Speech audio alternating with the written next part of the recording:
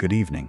You've come to those who stayed, a quiet place where forgotten hearts still whisper, and every story is a fragment of someone who once waited, who once loved, and who never left. Tonight, I'll tell you one of their stories. The air in your quiet room is still. It holds the soft, ambient light of the approaching evening. The day has settled, and with it, a deep and welcome silence. With a slow, practiced movement, you take a single match from a small box. You feel the dry light wood between your thumb and forefinger. The rough painted tip. You strike it.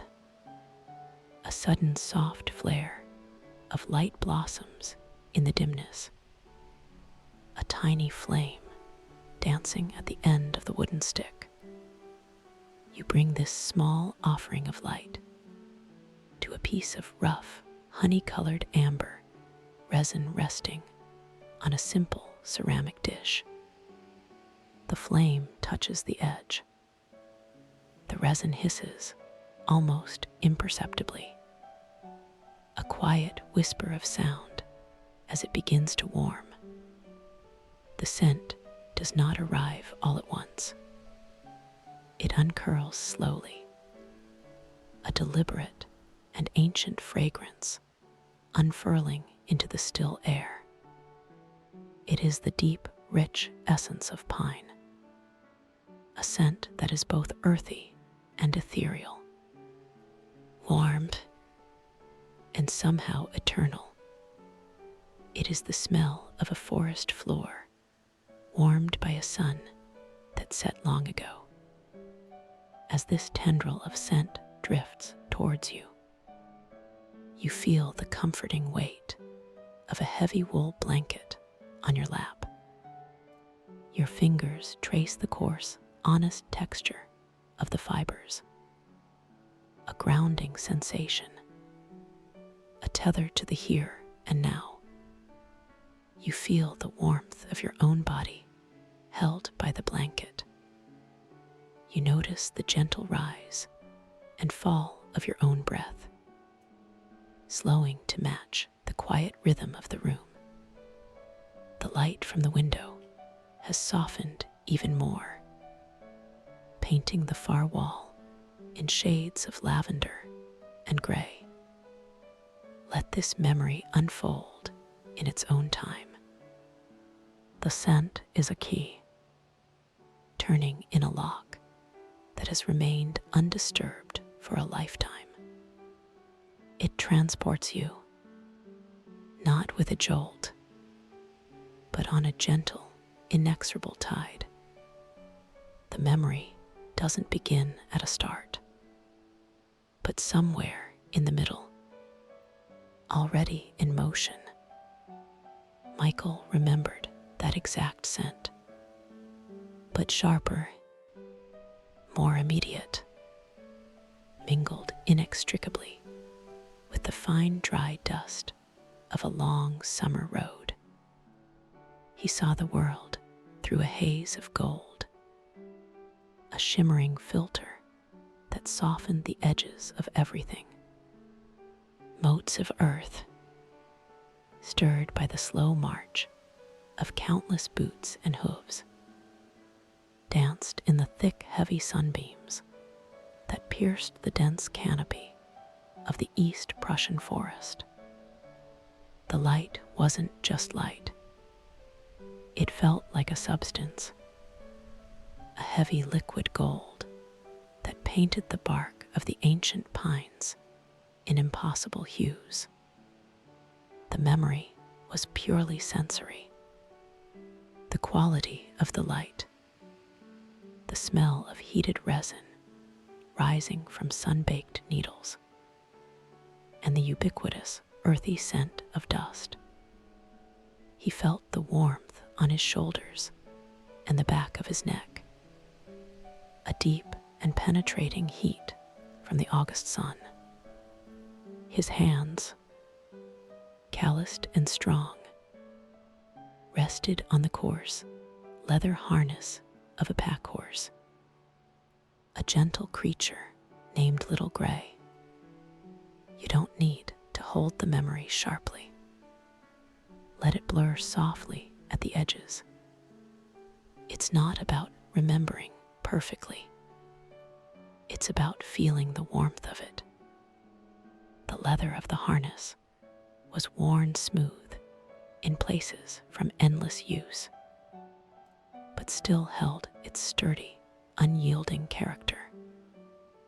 Michael remembered the feel of the worn straps beneath his palms, the subtle give and resistance, and the living, breathing heat of the animal's flank radiating through the leather. In that moment, he wasn't thinking of the purpose of their march or the distant, unheard commands that set them in motion. His mind, the mind of a carpenter, was focused on a small, immediate detail: the slight imbalance in the horse's load. It was a minor thing, a matter of a few inches, but he knew that over miles and days, such a small discomfort could chafe and injure.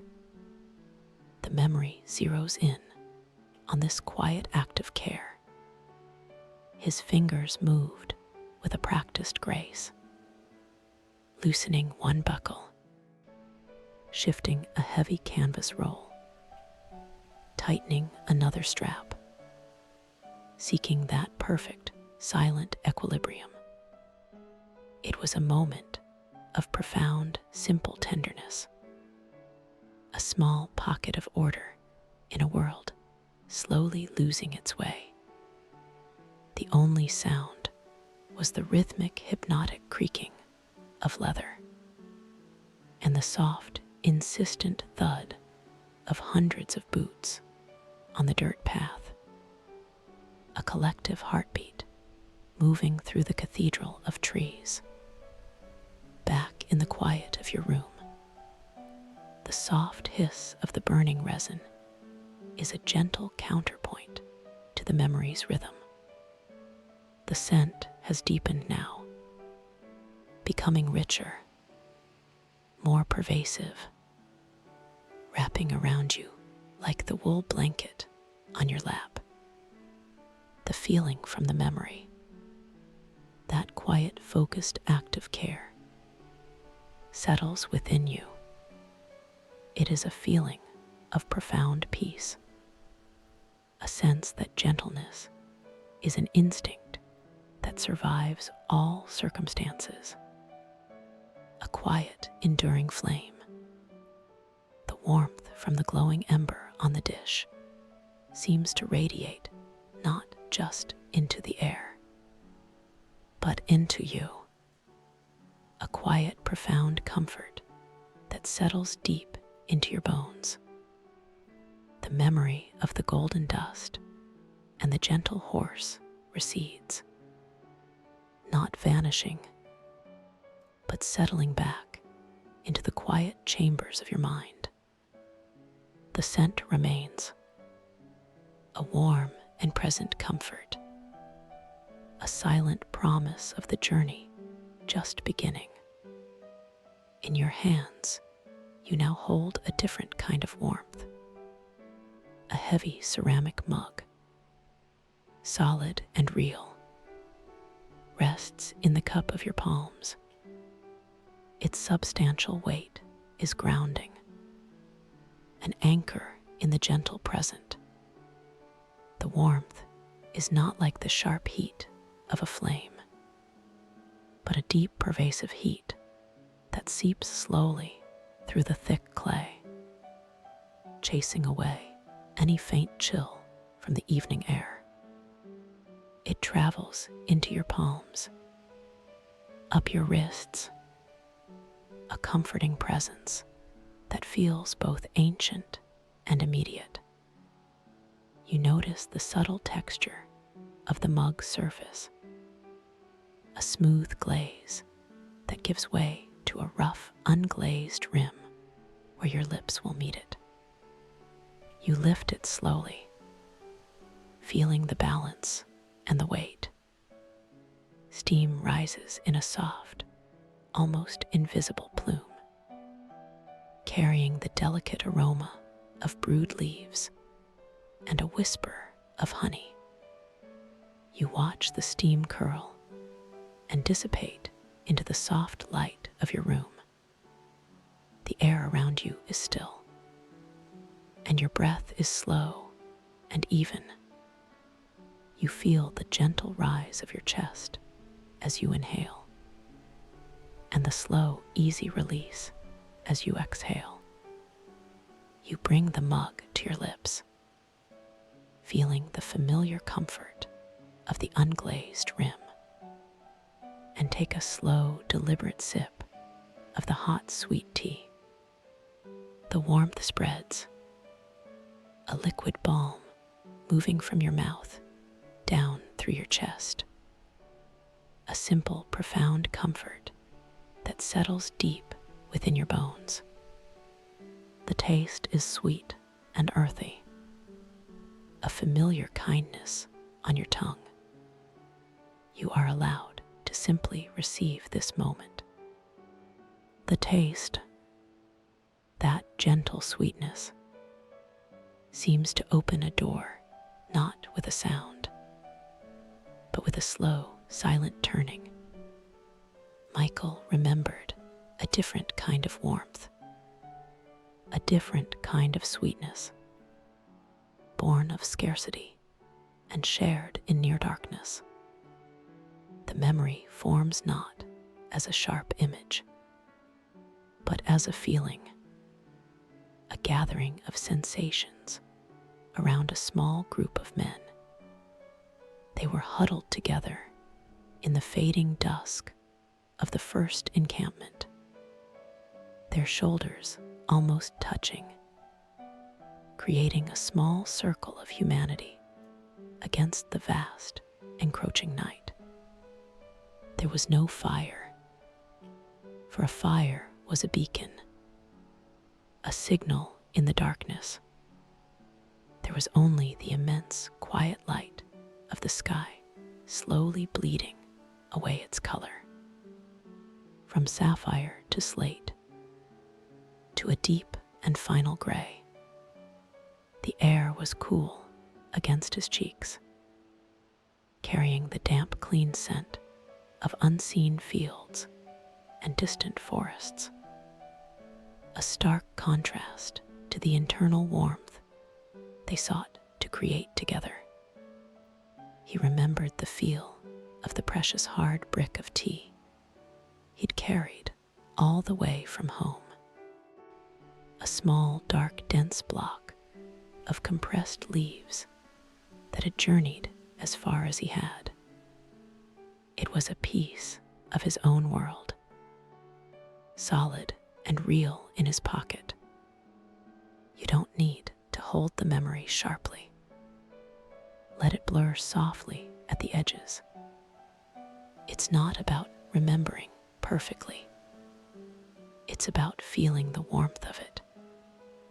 He recalled the immense care with which he broke off a small piece. It was a quiet, almost sacred ritual performed with a worn pocket knife. The dark leaves crumbling slightly at the edges under the steady pressure. The memory unspools the entire intimate ceremony. The passing of a single tin cup of hot water, steaming gently in the twilight. It was their only vessel, a shared comfort passed from one pair of rough hands to the next. Then came the sharing of a singular hard lump of sugar, precious as a jewel in the fading light.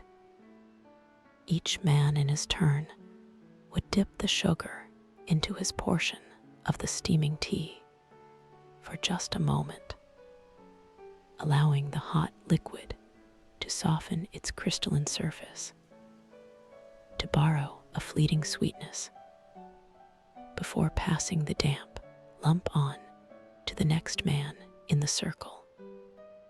It was a communal act that went far beyond mere sustenance, a quiet ritual that forged a fragile fleeting bond between them in the deepening gloom. You take another slow, appreciative sip of your own tea. The sweetness, a gentle echo of that long ago moment. You look around your room at the soft, friendly shadows cast by the single lamp in the corner. The light is kind, blurring the sharp edges of the furniture, creating pockets of comforting darkness where the day's concerns can rest. This visual of soft shadows connects to the memory of the men's faces, barely visible in the encroaching twilight. Their features were softened and made gentle by the darkness. The harsh lines of fatigue and worry that the day had carved into their faces were momentarily smoothed away, replaced by a fleeting expression of simple peace.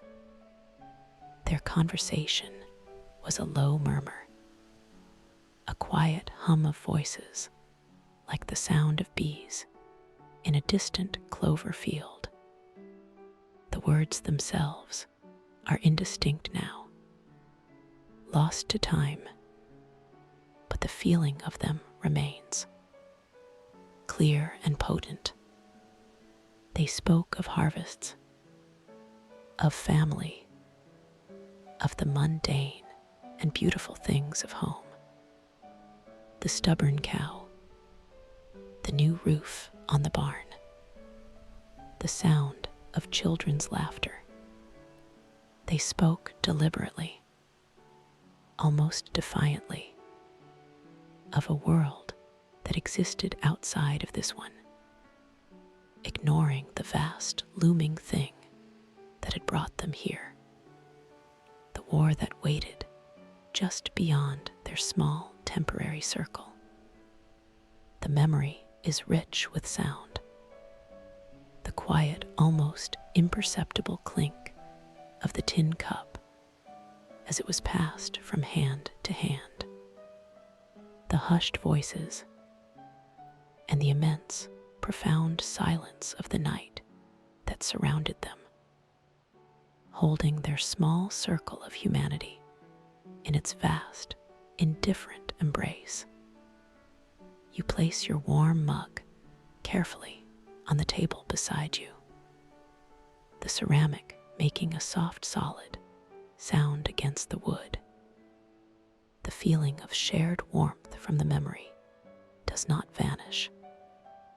Instead, it seems to flow from the remembered past into the present moment, settling into the physical warmth of your own hands, a gentle afterglow in your heart. The warmth from the ceramic remains on your palms, a quiet presence in the still air of your room. It is a gentle fading heat, a soft echo of the comfort you just felt. You lean back, deeper into the embrace of your old wooden armchair, and its familiar joints issue a low, comforting sigh, a sound like a slow exhale. Your hand, moving without thought, comes to rest on the worn, smooth arm of the chair. Your fingers trace the contours that have been polished by countless hours of quiet repose, by the simple weight of a hand resting, just as yours is now. You close your eyes for a moment, focusing only on this point of contact. You feel the history embedded in the wood, the subtle, undulating texture of the grain beneath your fingertips. It is a silent narrative of time and use. Smooth in some places, faintly grooved in others. The wood is cool at first, but it quickly absorbs the lingering warmth from your palm, creating a perfect equilibrium, a feeling of balance and peace. The soft light from the corner lamp casts a gentle sheen on the dark wood, highlighting the deep, rich color that years have given it. You feel the slow, steady rhythm of your own breath, the gentle rise and fall of your chest. Each breath is an invitation to settle further, to release a little more into the solid support beneath you, to become one with the quiet of this moment. You're not recreating. You're remembering through feeling. This feeling, this intimate connection with the aged timber, is the gateway. It opens a path not in your mind, but in your senses, leading to a different forest, a different time. Michael remembered the feel of a different wood, a different kind of ancient history. The memory arrives not as a sudden image, but as a slow dawning, beginning with the sensation of his own broad hand, pressed flat against the rough, deeply furrowed bark of a colossal pine tree. He was deep in the Masurian woods, and the tree felt less like a plant and more like a living pillar holding up the sky. The bark was a tapestry of deep ridges and cool, damp crevices, each one a testament to centuries of silent growth, of enduring sun and surviving storm. He could feel the immense slow life humming just beneath the surface, a profound and powerful presence that dwarfed him, that dwarfed everything. The memory's perspective shifts, drawing your own awareness upwards, as if you are there with him. You follow the immense arrow-straight trunk as it soars into the dizzying heights of the canopy. Far, far above, the branches of countless ancient trees interlock, weaving themselves into a vast and intricate ceiling of needles and wood. It forms a living cathedral, a natural dome that catches and filters the harsh afternoon sunlight, transforming it into a dim, ethereal greenish glow. The light that reaches the forest floor is mottled and ever-shifting, dancing on the thick carpet of pine needles like scattered, soft-edged jewels. The air itself seems to be made of this light, thick and green and full of reverence. This image of a vast enclosed space, both boundless and intimate, brings with it a focus on sound, or rather the profound and total absence of it. You don't need to hold the memory sharply. Let it blur softly at the edges. It's not about remembering perfectly.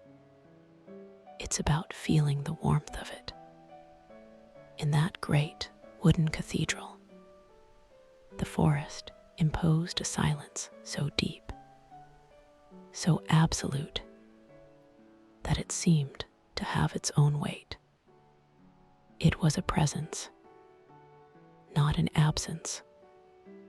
It swallowed every sound the moving army made.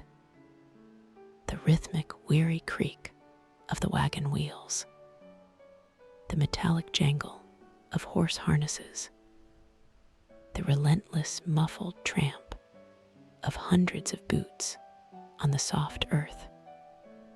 All of it was absorbed, muffled, and ultimately erased by the immense, embracing quiet of the trees. All that was left was a deep, resonant stillness, a silence so profound it seemed to hum just at the edge of hearing. It was a spiritual hush that settled not just on the ears, but deep within the soul, calming the restless energy of the march. In this present moment, you can feel an echo of that peace in the comfortable silence of your own home, a quiet you have chosen, a sanctuary from the clamor of the world. The memory returns its focus to Michael, the carpenter, standing motionless amidst this ancient grandeur. He breathed in, and the air was rich and complex. The sharp, clean scent of pine resin, like incense in a church, mingled with the damp, earthy aroma of centuries of fallen needles creating the forest floor. It was not just a smell. It was an immersion, a full-body experience. A feeling of profound sanctuary permeated his very being. In his mind, in that moment, he was not a soldier in a foreign land, marching toward an unknown fate. He was a craftsman. He was a man who knew wood, standing in a temple made of his chosen material, surrounded by the raw living essence of his life's work. The trees were not just obstacles or cover. They were kin, silent guardians, offering a peace that transcended the chaos of his reality. He felt a deep, abiding comfort, a sense of belonging that had been absent for so very long. You settle deeper into your armchair, the old wood cradling you as you breathe out slowly. The memory of the forest's immense enveloping silence merges seamlessly with the gentle quiet of your room, creating a singular, unified experience of peace. The solid wood beneath your hand, the armrest of your chair, feels like an anchor, its smooth, dependable surface connecting you directly to that moment of transcendent peace Michael found. It is a feeling of timelessness, a quiet affirmation that certain comforts endure. The feeling of solid, ancient wood remains beneath your hand, a quiet promise of the journey still to come. The feeling of solid, ancient wood remains beneath your hand, a quiet promise of the journey still to come. You let your fingers rest there for another long moment, absorbing the deep, steadfast calm of the old armchair. The warmth from your palm seems to sink into the grain, and in return, the wood offers its silent, unwavering support. The air in the room is still and soft, holding the gentle lamplight like water holds the moon. You feel the slow, even rhythm of your own breathing, a gentle tide rising and falling within you. Each exhale a deeper release into the quiet of this space. Your hand lifts from the arm of the chair, moving with a slowness that feels entirely natural. It drifts through the cool air, a weightless and unhurried gesture, coming to rest on the small wooden table beside you. Your fingertips find the smooth, cool curve of a simple ceramic bowl. Inside, nestled together, are a few apples. Your fingers brush against one, tracing its perfectly rounded form. It feels cool to the touch, a deep, satisfying coolness that speaks of shade and harvest. You feel the taut, impossibly smooth skin beneath your fingertips, a perfect surface without flaw. Your hand closes around it, and you lift it from the bowl.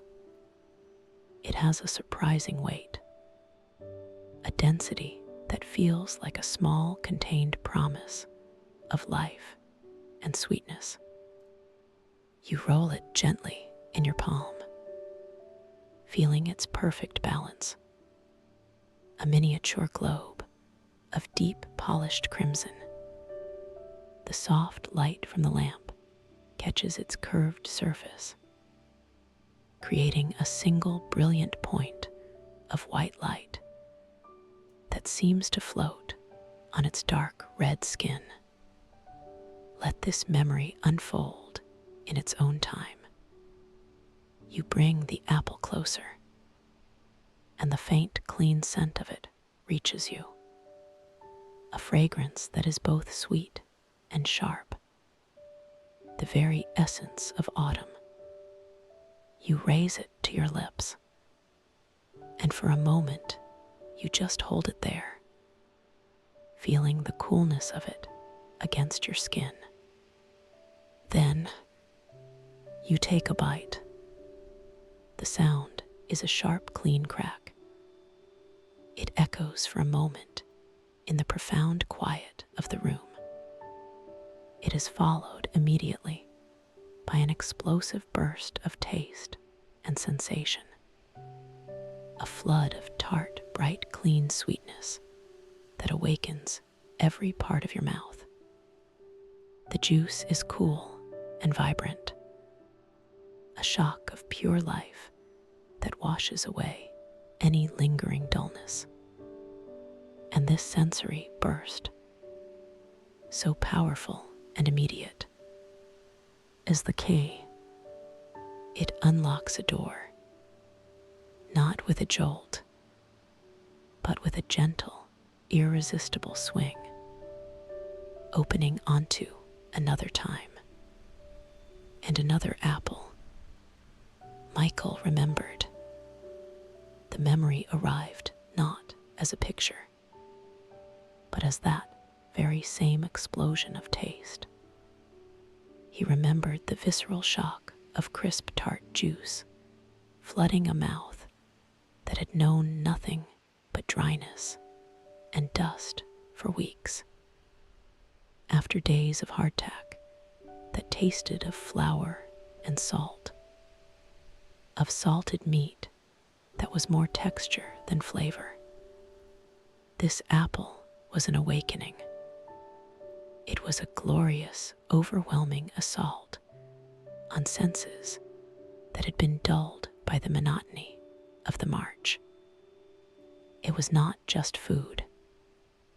It was a jolt of pure, unadulterated joy, a reminder of a world that was still alive with flavor and color. The memory of that first bite was so powerful, so complete, that the rest of the scene slowly materialized around it, blooming into focus from that single point of sensation. his supply wagon, a small lumbering island in the vast moving river of the army, had pulled over near a deserted German farmhouse. The house stood silent, its windows like vacant eyes, a wild tangle of weeds reclaiming its small garden. An air of forgotten domesticity clung to the place, a ghost of the life that had once been lived there. They had stopped for a routine weary task, to water the horses from a stone well. As the animals drank deeply, their great heads lowered in gratitude, one of the younger men wandered behind the collapsing fence at the back of the property. A moment later, he called out, his voice not loud, but filled with a kind of hushed wonder. They had found it, an abandoned orchard, the trees heavy and stooped, their branches bowed low under the weight of late summer apples. It was an impossible, unexpected oasis, a small miracle of fruitfulness in a land they knew only as a path for war. You don't need to hold the memory sharply. Let it blur softly at the edges. It's not about remembering perfectly. It's about feeling the warmth of it. The memory becomes a collage of gentle sensations. Michael remembered the dappled sunlight filtering through the dense canopy of green leaves, painting shifting, coin-sized patterns on the tall, uncut grass. He remembered the sweet, intoxicating scent of ripe fruit hanging heavy in the warm air, a perfume of pure abundance. He remembered the deep satisfaction of reaching up and plucking an apple directly from the branch, its satisfying heft cool and firm in his broad hand. Each one was a small, perfect sphere, holding within it the concentrated essence of a peaceful summer, a world away from the grim purpose of their march. He saw the faces of the other men, their expressions transformed, the hard, grim lines of fatigue and worry, etched by weeks on the road, seemed to soften and melt away.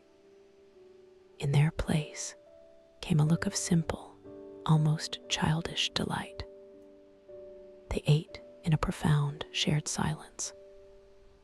There were no words, only a kind of mutual understanding, a collective reverence for this small, unexpected gift. The only sound in the warm afternoon air was the rhythmic, satisfying crunch of apples, a quiet symphony of simple pleasure. For those few precious minutes, they were not soldiers, they were not invaders or weary travelers. They were just men, scattered amongst the trees, eating apples under the sun. It was a temporary truce, not between armies, but with the world itself. A brief, beautiful suspension of all the war demanded of them. The memory settles on this image. The men, each lost in his own small moment of bliss. A quiet communion with the land's unexpected bounty. It was not a memory of taking, but of receiving, a moment of grace. You swallow the piece of apple in your mouth, and the clean, sweet taste lingers on your tongue. A persistent, gentle echo of that remembered joy. The simple sweetness feels nourishing.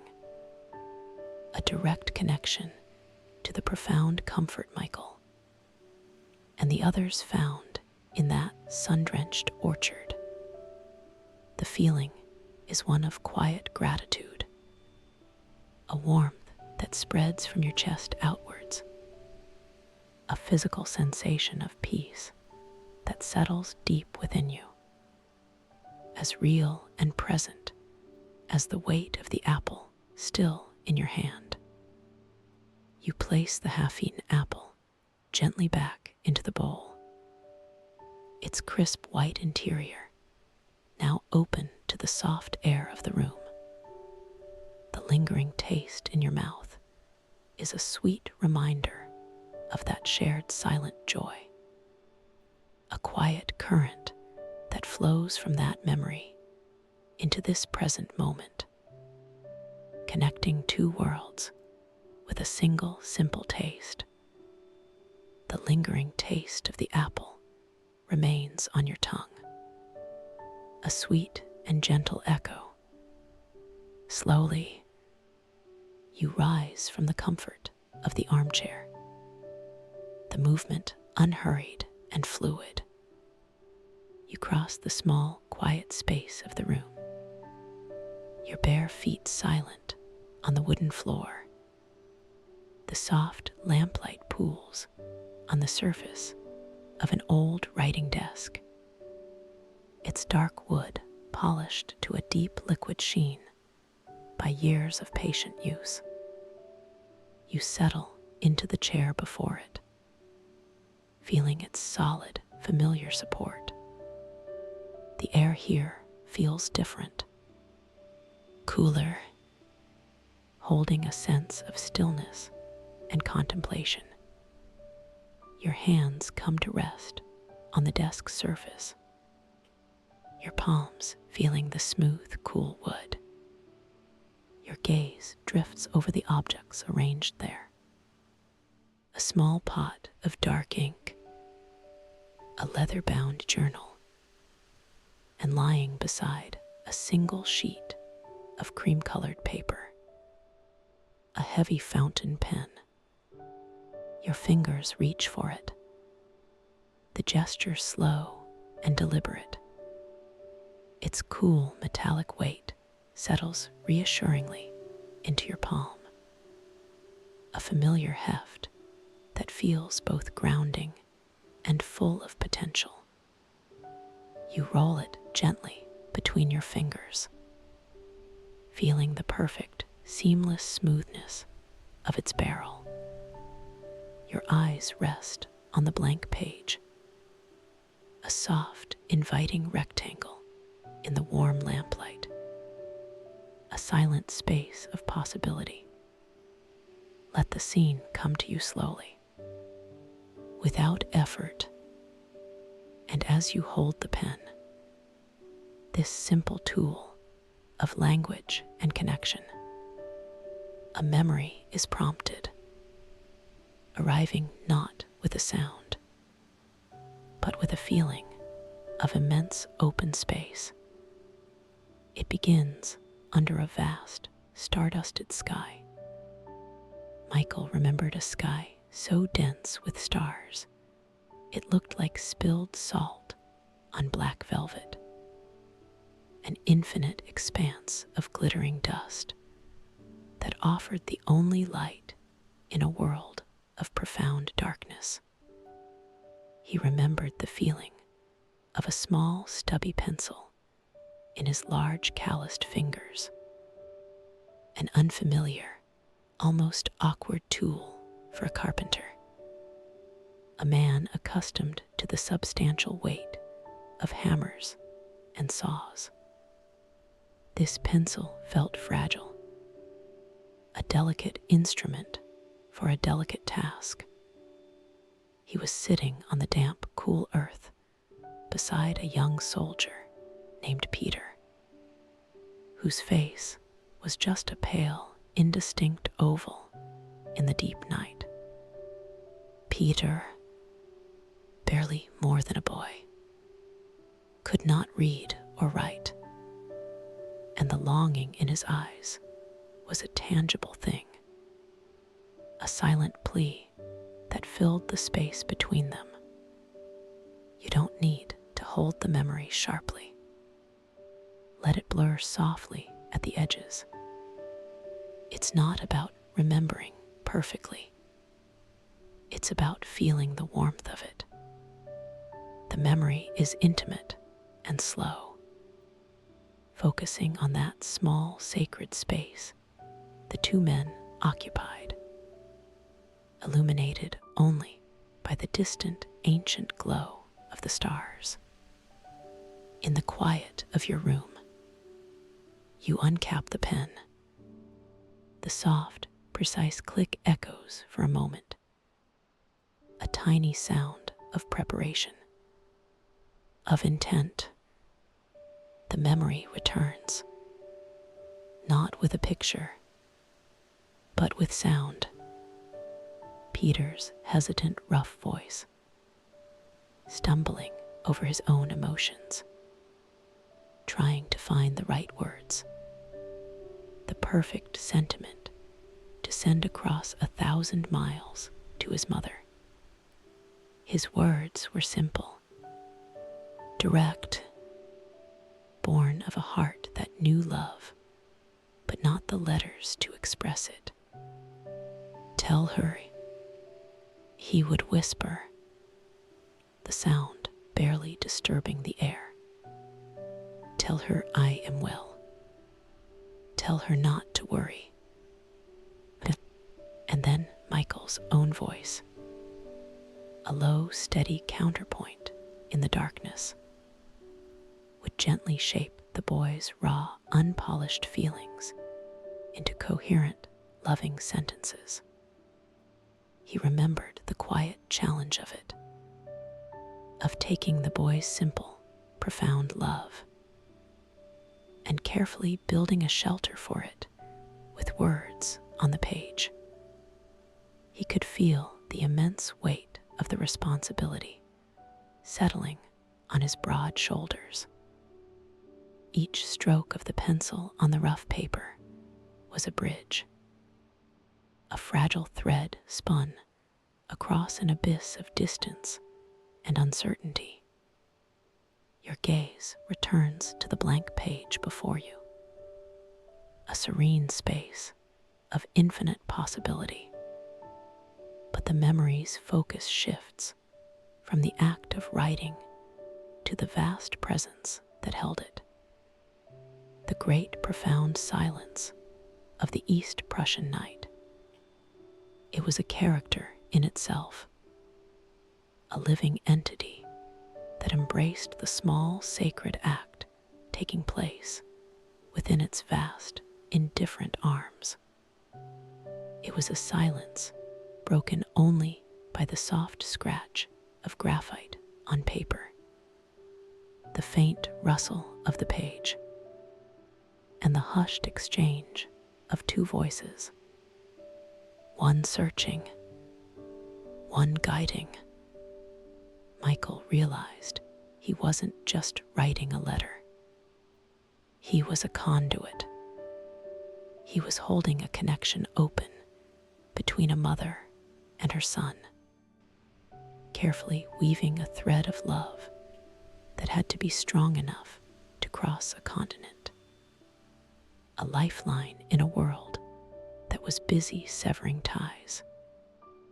He was a scribe of the heart, a quiet keeper of an enduring affection. The memory fades, not with a sudden departure, but like a mist slowly receding, leaving behind a feeling of deep and quiet contemplation.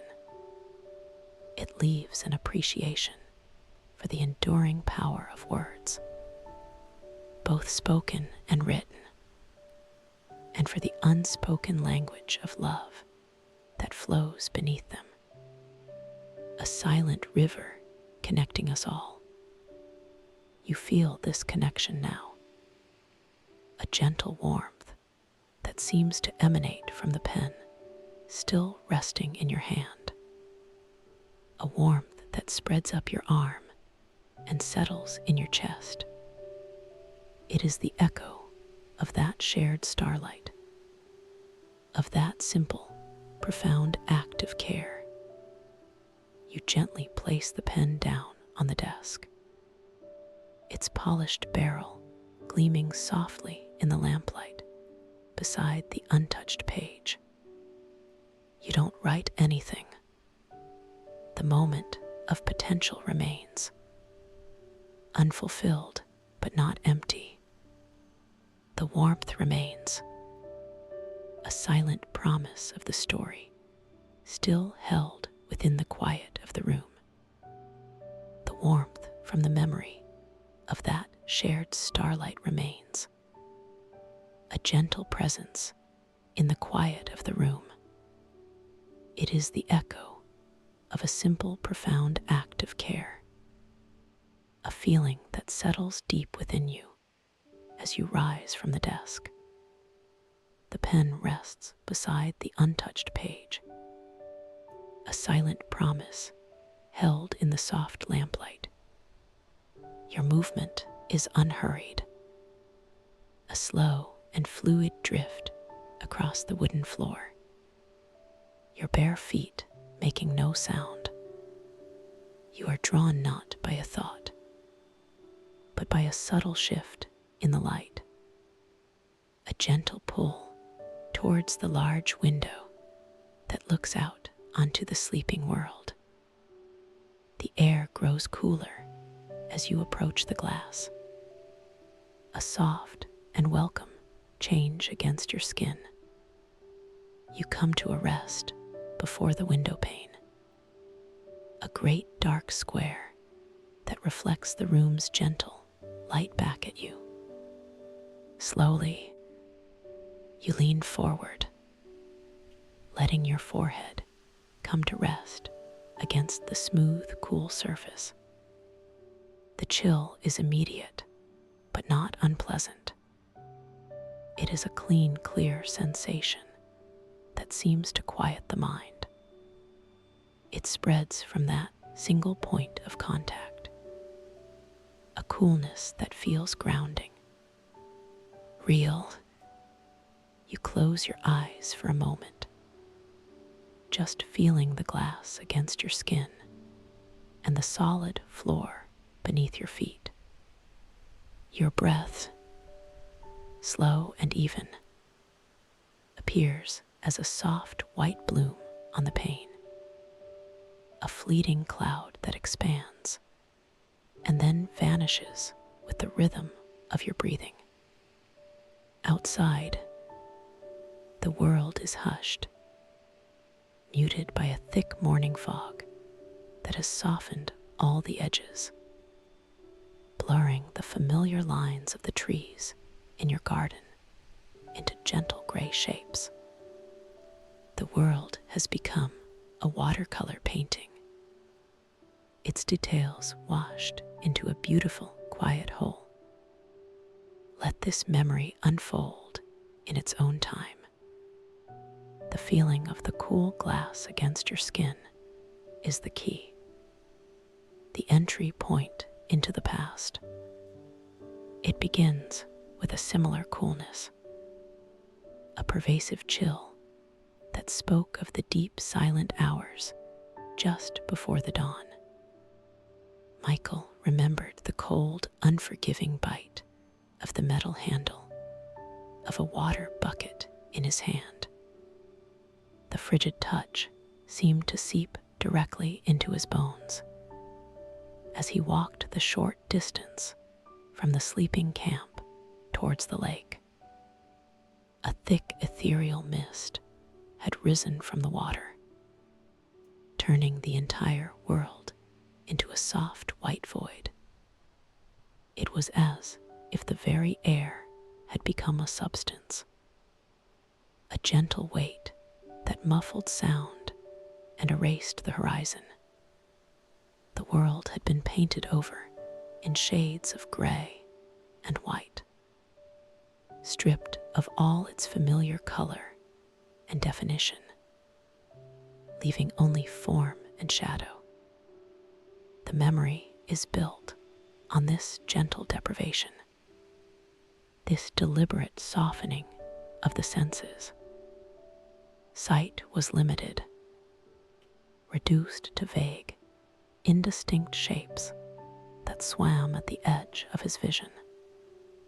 There was the faint, sloping line of the shore, a darker gray against the white of the mist. There was the deep, liquid black of the water itself, a shimmering, invisible expanse that he could feel more than see. And there were the ghostly forms of reeds standing like sentinels at the water's edge, their slender shapes the only sharp lines in this blurry world.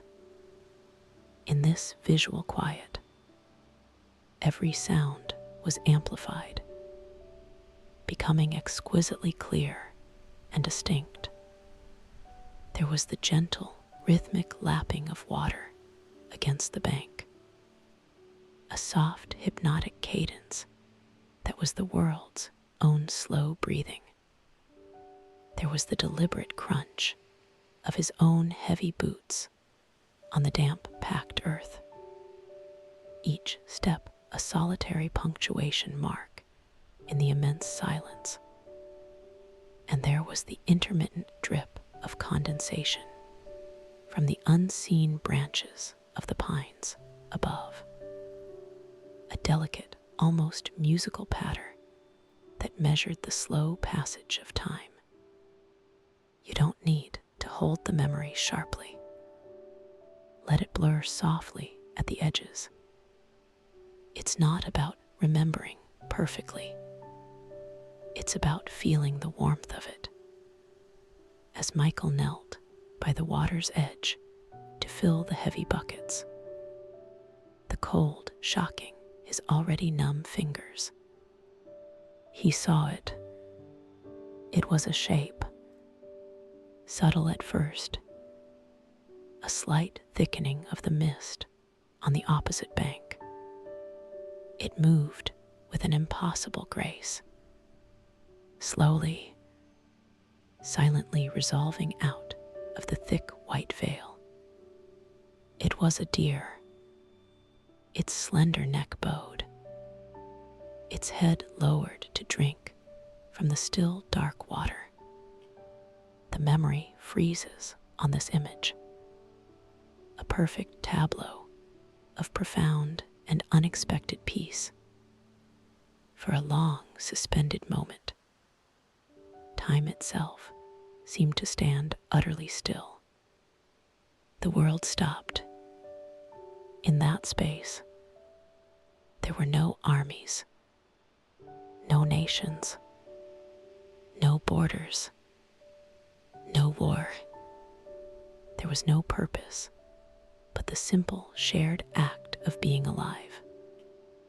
There was only the mist, swirling gently on the water's surface, the immense silent presence of the lake, and two living beings sharing the deep, quiet cool of the morning. The deer, perhaps sensing his presence, or simply finished with its drink, looked up. Its dark, luminous gaze met his across the water. There was no fear in it, only a calm, clear recognition, a silent acknowledgement that passed between them. And then, with a soft, almost imperceptible movement, it turned and was gone, melting back into the white void from which it came, as if it had only ever been a dream, a figment of the mist itself. You pull back from the window pane, the sensation of coolness lingering on your forehead like like a gentle touch. The memory of the deer, that fleeting moment of pure shared existence in a world momentarily stripped of its harshness, does not fade. Instead, it settles within you, leaving behind a feeling of profound tranquility. It is a peace that feels like a quiet, steady warmth blooming in the center of your chest, an anchor of stillness in the gentle flow of time. It is the memory of a world without divisions, a peace that exists in the sacred spaces between heartbeats. Your hand drifts to the side and finds the wooden frame of the window. Your fingers come to rest there, feeling the solid, reassuring presence beneath your touch. And you begin to trace the quiet, steady grain of the wood, a silent story waiting to be told. The wood is cool and smooth beneath your touch, worn by time and countless seasons of sun and rain. You can feel the subtle ridges and valleys of its life, a miniature landscape under your fingertips. It feels solid, dependable, a silent witness to the life of this house. As your hand comes to rest, a sound drifts down from the floor above. It is a soft, familiar creak, a gentle complaint from an old floorboard as the house settles into the deep quiet of the night. It is not a sound of weakness, but of life. It is the sound of wood under stress, a subtle groan that speaks of the weight it has held for years and the strength with which it continues to hold. It is a comforting assurance of stability, a quiet testament to enduring things. You close your eyes, letting the sound resonate within the stillness of the room. The air around you is cool and still, carrying no scent but the faint, clean smell of old books and dustless wood. Your breathing is slow and even, a gentle rhythm that seems to sync with the deep, quiet pulse of the house itself. The solid floor is a constant, reassuring presence beneath your feet. The creak from upstairs comes again, this time softer, more like a sigh. It is the voice of the house, and in its gentle, resonant tone, you feel a profound sense of safety, of being held within something strong and whole. The sound is a thread, and it begins to pull you gently backwards, not into thought, but into a deeper layer of feeling. Let the quiet settle around you. Like warmth, the memory arrives on the echo of that sound, beginning with a different kind of stressed wood. It starts not with a gentle sigh, but with a sharp, ugly crack that tore through the air, a brutal, splintering sound, its report echoing through the dense, silent forest like a stone dropped into a deep well. It was a sound of sudden breakage, of immediate and final failure. The wagon wheel had split. Michael remembered the moment with perfect clarity. The main column, a long, winding serpent of men and horses, had not stopped, it had to keep moving.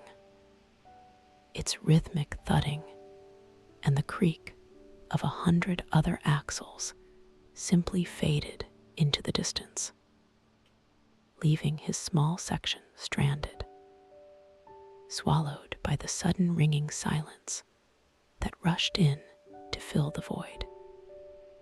The memory, however, is not of panic, not of the cold grip of fear.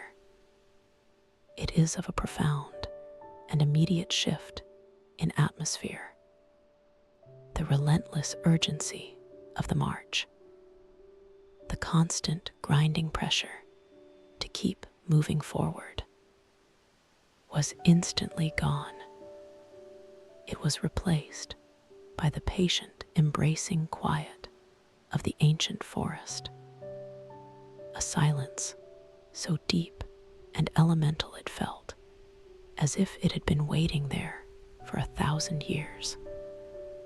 It absorbed all lesser sounds, leaving only the soft whisper of wind in the high pine boughs and the steady, calm beat of his own heart.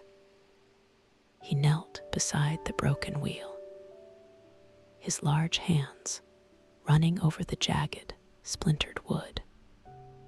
The chaos of the break was an offense to his carpenter's soul.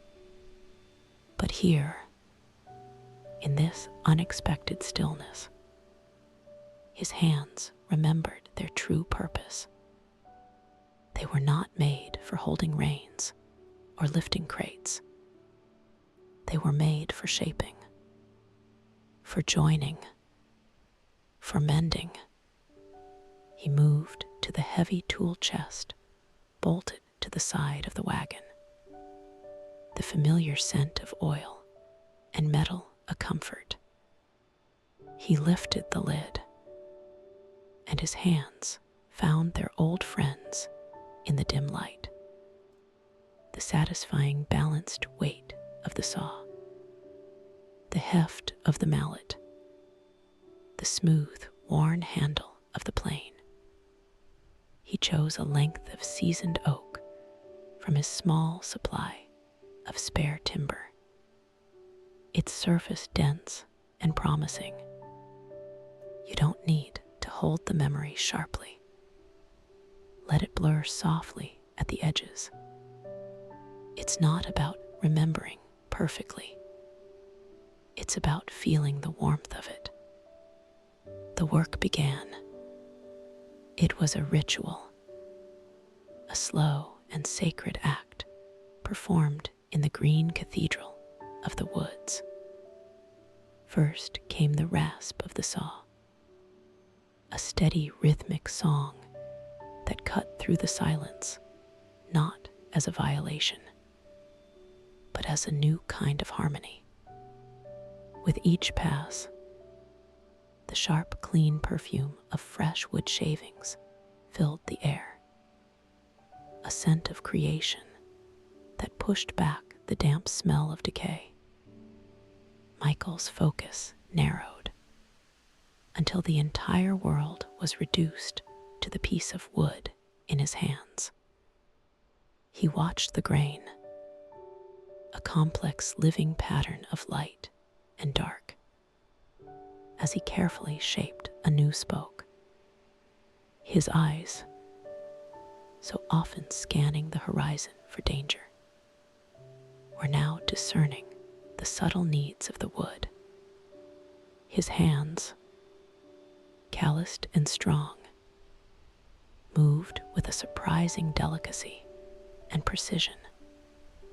The work was slow, deliberate, a dance of skill and patience. He planed the surfaces until they were silk smooth, shaved the tenon to a perfect thickness, and chamfered the edges with a practiced flick of his wrist. He remembered the precise, careful work of fitting the new spoke into the hub, coaxing the new piece into perfect alignment with the old. He felt the moment it slid home, a seamless, snug union with no space for doubt. It was more than just a repair. It was an act of reclaiming order from chaos, a defiant assertion of craft in a world bent on unraveling. He was not merely mending a wheel. He was mending a small piece of the world. The deep, quiet satisfaction of that memory settles within you now, a feeling of profound rightness. You run your hand over the arm of the sturdy wooden chair beside you, feeling the perfect fit of its joints, the smooth, enduring work of another craftsman long ago. It is a silent dialogue across the years, a shared understanding of what it means to make something that will hold. The memory resolves not with the wagon moving on, but with Michael wiping his hands on a scrap of cloth and stepping back. He looked at the mended wheel. Its new spoke a pale, clean line against the weathered gray of the old wood. It was strong. It would hold. This feeling of rightness, of integrity restored, seems to settle from your mind down into your body, coming to rest in your hands. You look at them now, where they lie softly in your lap. They are still. The faint light from the window catches the delicate intersecting lines on your palms, a map of a life lived. You notice the subtle curves of your fingers, the quiet architecture of your knuckles. They are at peace, holding nothing but the weight of the air. You flex them slowly, a deliberate and gentle movement. You feel the subtle gliding pull of muscle and tendon, the quiet and perfect articulation of each joint working in silent harmony. These hands, which have held things both heavy and fragile, now feel light, imbued with a deep and patient stillness. You are aware of their history, of their immense capacity for both formidable strength and profound gentleness, a quiet duality held within these familiar forms. The air in the room is cool against your skin, but your hands hold their own warmth, a faint living heat that seems to pulse in time with your slow, even breath. This quiet contemplation of your own hands, their history and their potential, is a doorway. Let this memory unfold in its own time. The memory begins with Michael's hands, large and calloused from years of shaping wood. Their rough texture was a testament to a life of making.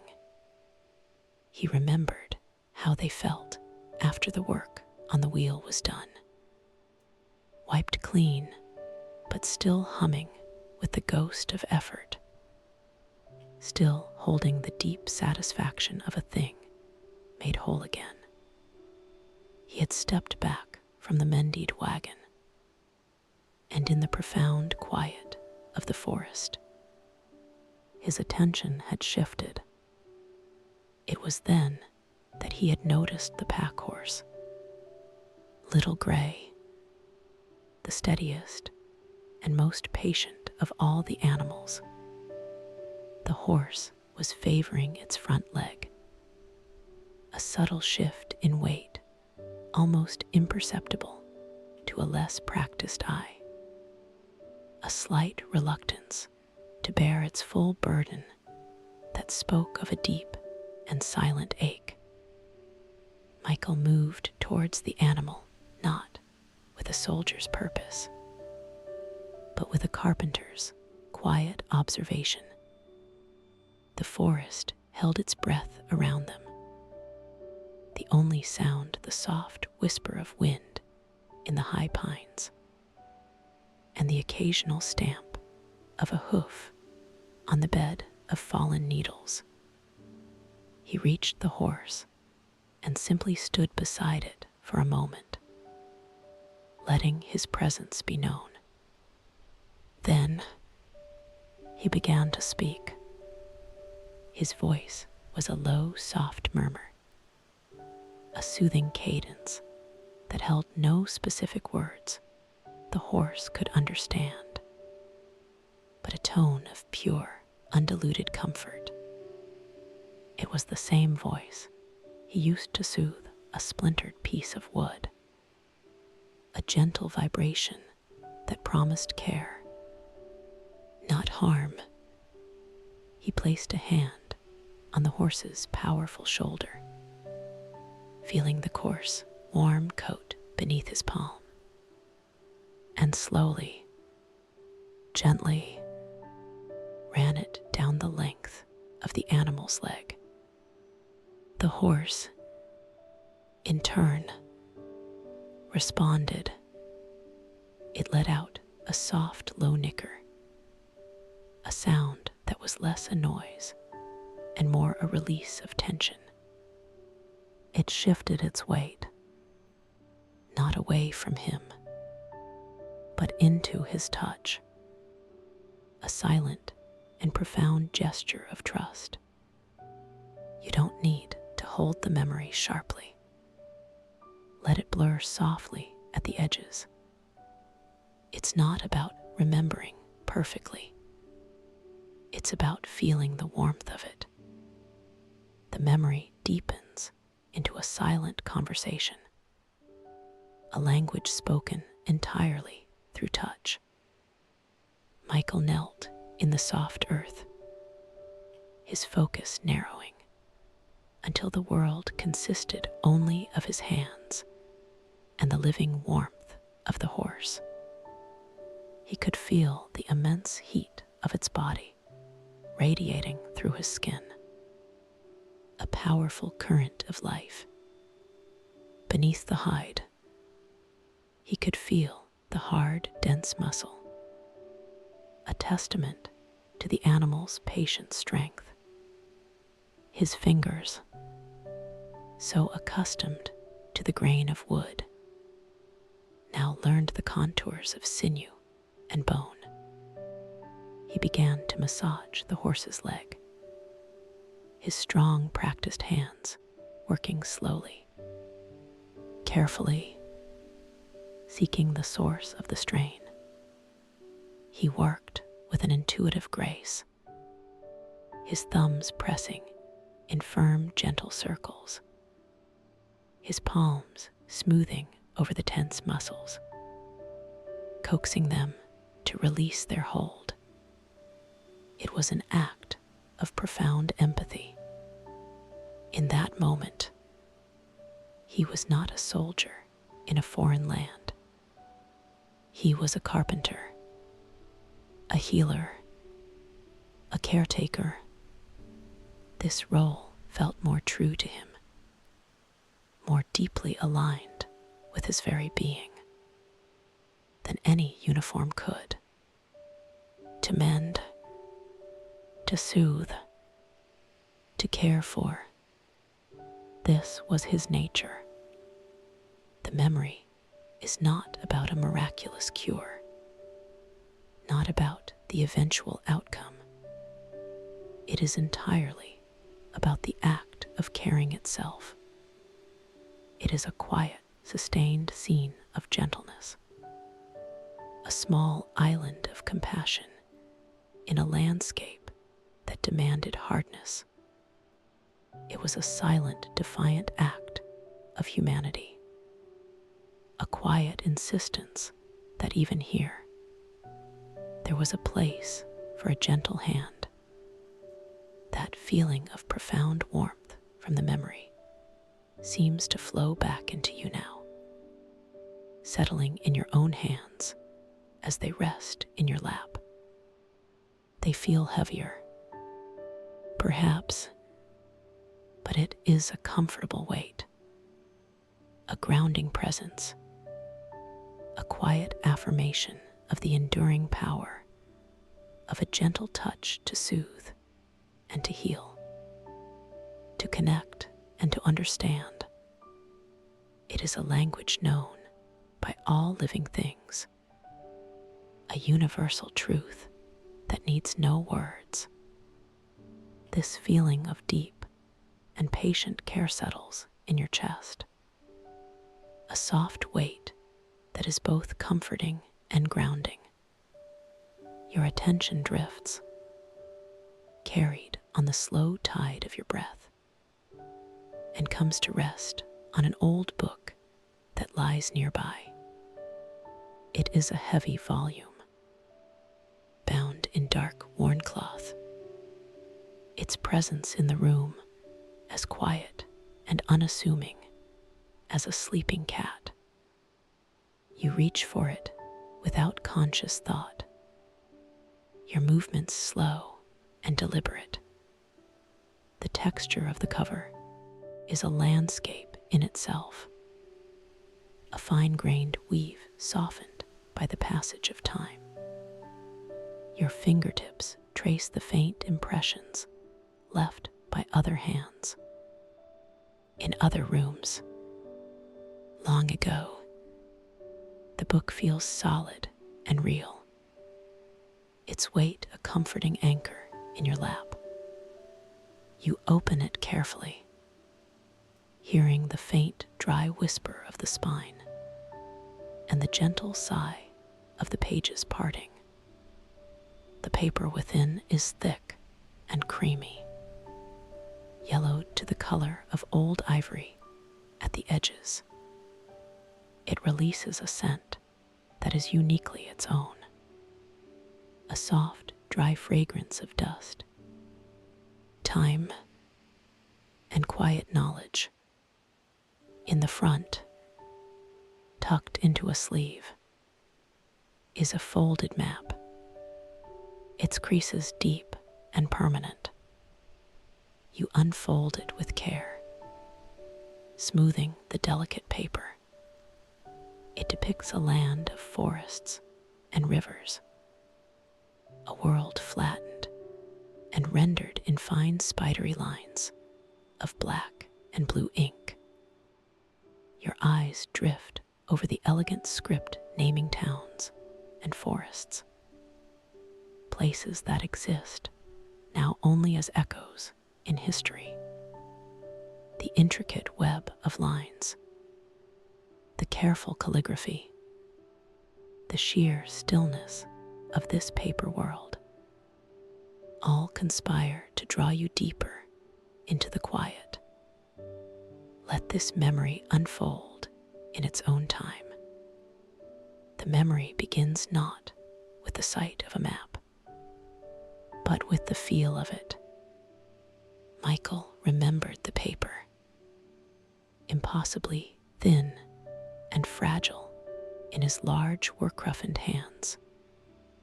It was crinkled and soft, worn at the folds until it felt more like cloth than paper. An officer, frustrated and in a hurry, had been riding back along the column, shouting questions about the path.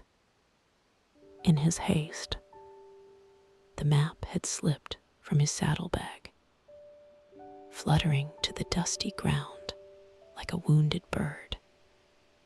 Michael, ever watchful, had bent to retrieve it, his movement slow and economical.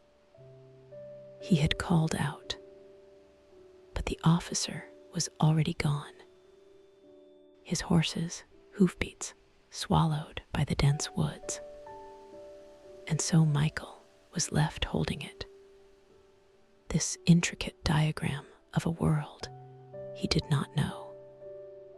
He stood for a long moment, the sounds of the supply train fading into a distant hum. His world narrowed to the small, fragile object in his hands. He remembered making a conscious choice. His eyes slid past the symbols that shouted of war. He ignored the thick, aggressive arrows that dictated the army's path, the stark, geometric icons for artillery batteries, the angry red lines that sliced the land into zones of control. They felt like a violation, a crude language scrawled over something far more ancient and profound. His gaze and his attention settled instead on the quieter truths the map held, the details that spoke not of conquest, but of life. You don't need to hold the memory sharply. Let it blur softly at the edges. It's not about remembering perfectly. It's about feeling the warmth of it. His finger, the nail thick and the skin calloused from a lifetime of working wood, began to trace the delicate lines on the page. It was a stark contrast. The rough, powerful digit moving with an almost reverent gentleness over the fine ink. He followed the thin blue line of a river as it wound its way through the paper landscape, imagining the cool, clear water flowing over stones. He traced the contour lines that described the gentle rise and fall of the hills. They were not obstacles or strategic high ground to him. In the soft swell of those lines, he saw slopes warmed by the afternoon sun, places where wildflowers would grow in the spring. He sounded out the names of the towns, printed in their strange foreign script. The syllables felt unfamiliar in his mouth, like smooth, cool river stones.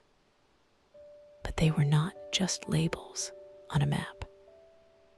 They were names of places where people lived. He imagined the lives unfolding within those invisible borders. A baker sliding loaves from a stone oven in a village nestled in a valley. The scent of fresh bread mingling with the wood smoke from his chimney. He pictured children playing near a church, whose steeple was marked by a tiny cross on the map. Their laughter, a sound he could almost hear. He saw farmers tending their fields, their lives tied to the rhythm of the seasons, a rhythm that cared nothing for the lines men drew on maps. It was a quiet and profound shift. The land ceased to be an abstract territory, an enemy's ground. It became, in his mind, simply a place of homes and harvests, of joys and sorrows, of lives as real and as precious as his own, or his family's. Back home, the map was no longer a tool of war. It was a tapestry of humanity. And in that moment, he felt an overwhelming sense of connection to these unseen, unknown people. He was just a man walking through their home, feeling of profound, quiet connection flows back from the memory, settling into you now. The weight of the book in your lap feels different, imbued with a gentle warmth. It is no longer just paper and ink, but a vessel for countless stories, a symbol of the shared human world that exists beneath all the noise and division. The feeling is one of deep, settled peace, a quiet understanding that we are all just living within the contour lines of a shared landscape. You gently fold the map and close the book. The soft thud of the cover, a final soothing sound. The warmth of that realization remains, a quiet current flowing beneath the surface of things. A gentle pause before the story continues. You are simply here, breathing in the stillness of the room, your body held by the soft weight of the blankets, your mind allowed to drift. And it is in this quiet drift that you first become aware of it. A sound so soft it is almost a feeling. A single gentle tap against the window pane, as delicate as a moth's wing. Then another, and another. It is the sound of rain beginning to fall. At first, it is hesitant, a quiet conversation between the sky and the glass. But slowly, with a deep and unhurried patience, the rhythm builds. The individual taps merge into a soft, steady patter, a gentle drumming on the roof above. The sound doesn't intrude on the silence. It deepens it, wrapping the room in a protective layer of sound, creating a safe and sheltered world just for you. The air in the room seems to grow warmer, softer, as the world outside is washed in cool, clean water. You follow the cadence with your breath, each inhale and exhale timed to the soothing, persistent rhythm of the falling rain. Let the quiet settle around you. Like warmth, this sound, so immediate and comforting, opens a door to another time, another rain. The memory begins not with coolness, but with its opposite. It begins with the feeling of oppressive, suffocating heat. Michael remembered the air, thick and heavy as wet wool clinging to his skin. The sun had beaten down for days, baking the earth until the dust rose in fine choking clouds with every step, with every turn of a wagon wheel. The world had seemed to hold its breath, caught in a state of shimmering silent tension. The leaves on the pines hung limp and gray with dust. Every sound was muffled by the thick, humid air. Then he felt it, a single drop of rain, impossibly cool, landing on the back of his hand. It was not a release. Not yet. It was a question. He looked up at the sky, which had slowly bruised from a pale, washed-out blue to a deep, dramatic gray. Another drop landed on the dusty canvas of the wagon cover, blossoming into a dark, perfect circle, a quiet herald of a profound change. The memory is of the world finally exhaling. The storm did not break with violence, but with a sense of immense, inevitable relief. A cool wind, the first in weeks, swept through the forest, carrying with it the scent of ozone and distant water. It rustled the tired leaves, shaking loose the layers of dust. And then the rain came, not in drops, but in a solid, sweeping curtain of water that descended with a great sighing rush.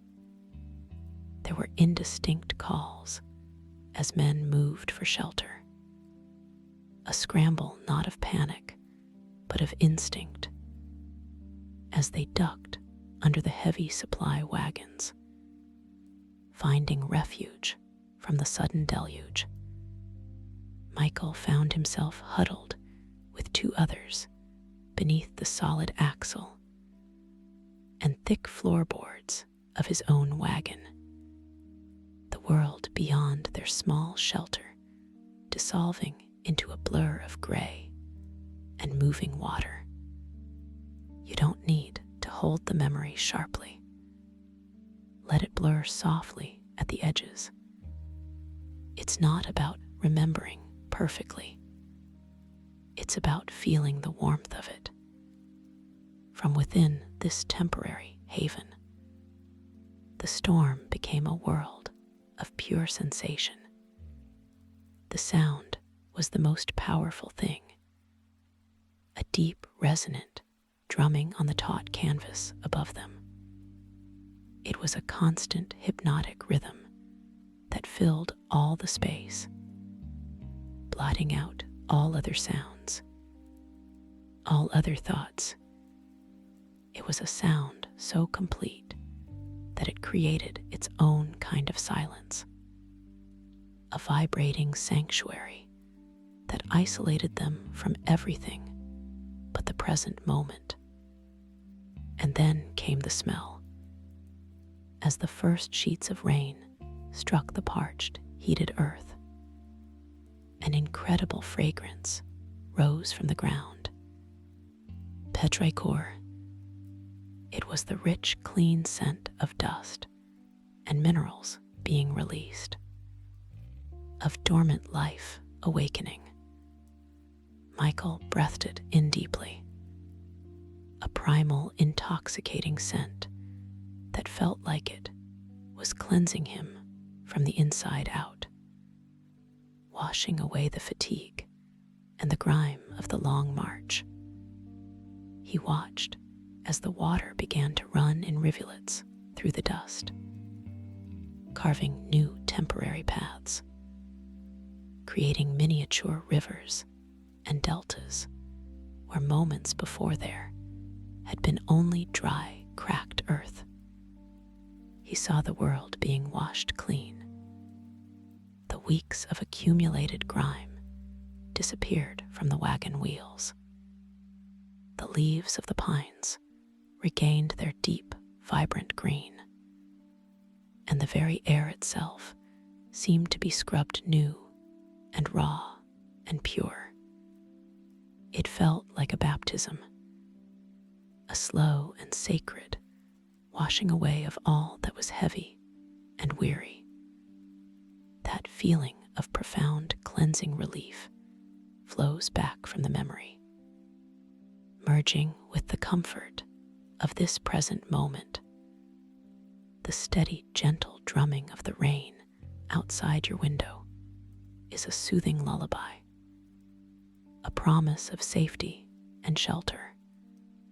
You feel the warmth of your blankets, the softness of your pillow, and a deep sense of gratitude for this dry, peaceful haven. The memory of the storm is not one of chaos, but of renewal.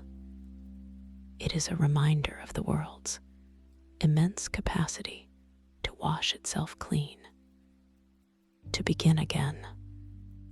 The feeling settles in your chest, a sense of ease and stillness, as if some inner dust has also been washed away, leaving you feeling clear and calm. The rain outside begins to soften now, its persistent drumming easing into a gentle rhythmic patter, then a quiet meditative drip from the eaves. The air drifting through the window is cool and fresh, and the scent of rain on damp earth lingers, a quiet promise of renewal. The scent of rain on damp earth lingers in the air, a quiet promise of renewal that has settled over the world. The gentle dripping from the eaves has all but ceased, leaving behind a silence that feels deeper and more profound than before. It is a soft, velvety quiet that wraps around you, a protective blanket woven from sound and stillness. The cool, clean air drifts from the open window, carrying that fresh, earthy fragrance, a scent that speaks of things washed clean, of thirst quenched. You can feel the coolness on your face, a gentle touch that contrasts with the deep, settled warmth that cocoons the rest of your body, held securely by the soft weight of your blankets. You follow the slow, easy rhythm of your own breathing, a quiet tide rising and falling in the stillness. Each breath is an anchor to this moment of perfect peace, a simple, effortless act. In this deep quiet, you begin to notice something else. It is not a sound, not at first. It is more like a feeling, a subtle vibration in the air, a thread of melody so fine it might be imagined. Faintly, from somewhere far away, music is playing. It is indistinct, a delicate, almost ethereal presence that weaves its way through the silence without disturbing it. You don't try to understand it or name the tune. You simply notice it, a distant echo of beauty. Your head tilts almost imperceptibly on the pillow as you listen, not with effort, but with a gentle, open curiosity. Let this memory unfold in its own time. This simple act of listening for a distant sound opens a door, and the memory that steps through is not of a room, but of an open road under a vast gray sky. Michael remembered the feeling of the air after the great rain, cool and clean, carrying the scent of wet pine and damp earth. The wagon wheels turned with a soft squelching sound on the muddy track, a rhythm that had replaced the dry crunch of dust. His section of the supply train was passing near a small village, a quiet cluster of stone and timber houses nestled in a gentle fold of the hills. The place seemed to exist in another time, untouched by the vast, trudging presence of the army moving past it, its spire pointing a resolute finger of gray stone toward the clouds, seemed to watch them pass with a silent, ancient patience. and it was from there that the sound came. At first, it was just a low vibration he felt through the soles of his boots and the wooden seat of the wagon, a deep hum that resonated in the very air. Then, the sound resolved itself. It was music. Someone was inside the church, playing the organ. He pulled gently on the reins, the leather creaking softly in his hands. The horses, Little Gray and the others, slowed their pace and then stopped, their ears twitching, their great warm bodies steaming in the cool air. The rest of the wagon train continued its slow, inexorable crawl forward. But for a long, suspended moment, Michael's world shrank to consist only of that sound. It was not a martial anthem or a triumphant march. It was a slow, profoundly melancholic hymn, a melody that seemed to carry the weight of centuries within its resonant chords. It spoke of a sadness too deep for words, a quiet lament for things lost. Yet it was woven through with an undeniable and breathtaking beauty. You don't need to hold the memory sharply. Let it blur softly at the edges. It's not about remembering perfectly. It's about feeling the warmth of it. The music seemed to pour from the stone walls of the church, filling the small valley with its solemn grace. Michael sat perfectly still, his large hands resting on his knees. He could feel the lowest notes of the organ, not just in his ears, but as a physical presence, a deep thrumming vibration that resonated in his chest, in the very marrow of his bones. It was a sound that felt as old as the stones of the church, as enduring as the forest itself. He closed his eyes, and a single warm tear escaped, tracing a clean path through the grime and dust on his cheek. It was not a tear of sorrow for his own fate, or for the war, or for the home he missed. It was a tear of pure, overwhelming recognition. It was a response to the sheer impossible beauty of organized sound, of harmony and art, existing here, now, in a world that had been given over to chaos and discord. It was a reminder that even when everything else was stripped away, this remained, this human need to create beauty, to express a feeling that transcended language and nationality. It was a moment of profound, unexpected grace.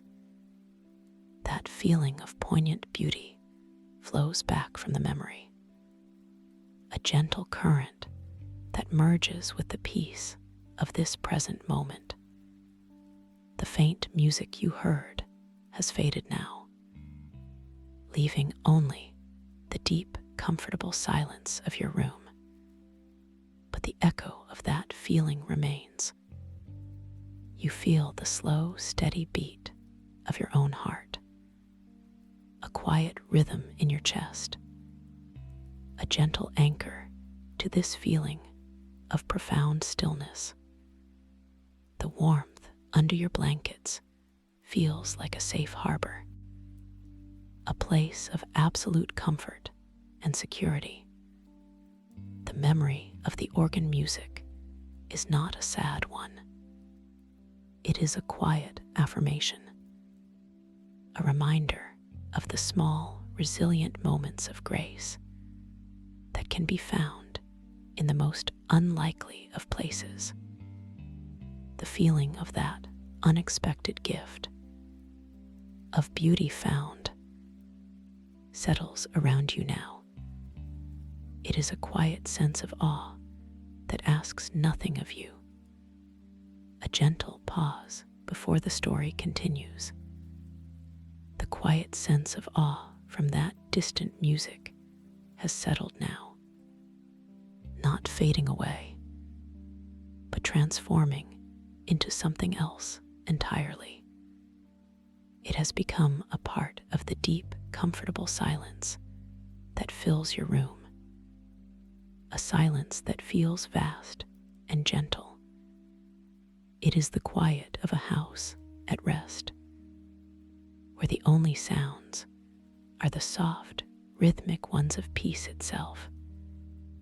You can feel the expansive space around you, the comforting, soft absence of others. It is not a lonely feeling, not a void to be filled, but a profound sense of peace, a deep and welcome solitude that settles over you like the familiar weight of a favorite blanket. In this stillness, you have room to simply be. Your breath deepens, finding its own slow, easy rhythm, a quiet tide rising and falling in the calm. You feel the texture of the sheets against your skin, the gentle pressure of the pillow beneath your head. The air in the room is cool and still, carrying no scent but the clean, neutral fragrance of your own quiet space. The darkness is not absolute, but a soft tapestry of deeper shadows and faint ambient light filtering from a world asleep. It is a gentle darkness, one that holds and protects rather than hides.